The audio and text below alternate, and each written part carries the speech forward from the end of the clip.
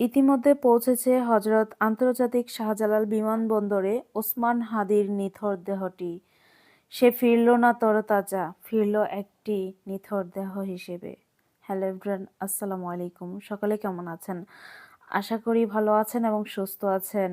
আমি কিছুক্ষণ আগে আপনাদেরকে বলেছিলাম সন্ধ্যা 6টার মধ্যেই ওসমান হাদি ভাইয়ার নিথর দেহ প্রবেশ করবেন বাংলাদেশ বিমানবন্দরে। আপনারা আপনাদের জায়গা যে থাকেন সবাইকে দৃষ্টি আকর্ষণ করছি, সুন্দর, সুশীল এবং ভদ্র, নম্র সবকিছু বুঝিয়ে আপনারা ওসমান হাদির যে নিথর দেহটা সেটাকে দেখার জন্য যাবেন এবং কোনো হট্টগোল, কোনো গণ্ডগোল যাতে করে আর অন্য মানুষ কোনো ক্ষতি বা উচ্ছৃঙ্খলা কেউ না বলতে পারে। কেননা দুই পাশে যদি আপনারা দাঁড়ান সুন্দর সুন্দর সারিতে, আপনারা সবাইকে দেখতে পারবেন এবং কি যে ওসমান হাদির অ্যাম্বুলেন্স বলেন যাই বলেন ওনাকে সুন্দর করে আপনারা প্রবেশ করাতে পারবেন।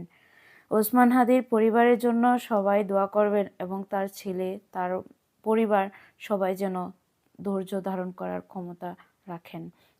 আমাদের মধ্যে আর কিছু করার নেই, কিছু বলারও নেই, কিছু বলার মতো ভাষা আমরা খুঁজে পাচ্ছি না।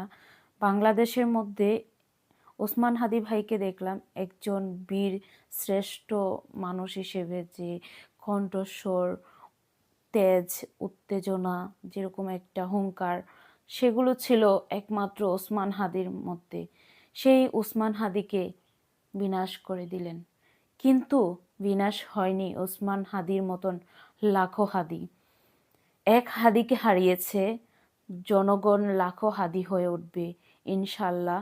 দেশকে রক্ষার জন্য, দেশকে বাঁচার জন্য, দেশের স্বাধীনতা বজায় রাখার জন্য আমরা চাই এরকম হাদি যেন জন্ম হয় হাজার হাজার। কারণ আমাদের এরকম হাদি দরকার বারবার, যে হাদি আমাদের দেশ, আমাদের জাতিকে ভালো রাখতে পারবে, সেই হাদি আমাদের দেশে আবারও ফিরুক।